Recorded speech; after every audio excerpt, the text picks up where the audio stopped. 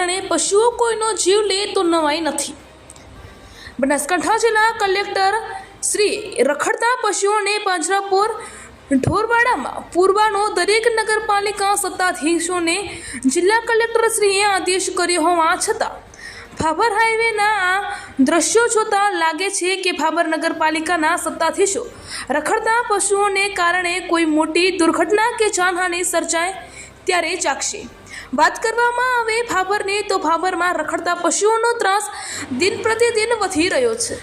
ગત શુક્રવારની સાંજે ભાભર દિયોદર હાઈવે જૈન દેરાસર નજીક ફરચક એરિયામાં બે આખલાઓ સામસામે શિંગડા ફરાવીને બાખડ્યા હતા। આખલાઓ એટલા હિંસક બન્યા હતા કે હાઈવે રોડ પરથી પસાર થતા મુસાફરો, વાહન ચાલકો તેમજ હાઈવે પરના દુકાનદારોના જીવ તાળવે ચોંટ્યા હતા।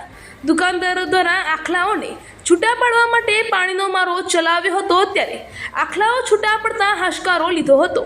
આમ ભાભર પાલિકાની ઘોર બેદરકારીને કારણે રખડતા પશુઓ મોટી કોઈ દુર્ઘટના સર્જે તે પહેલાં કોઈ યોગ્ય કાર્યવાહી કરવામાં આવે તેવી નગરજનોની માંગ ઉઠવા પામી છે।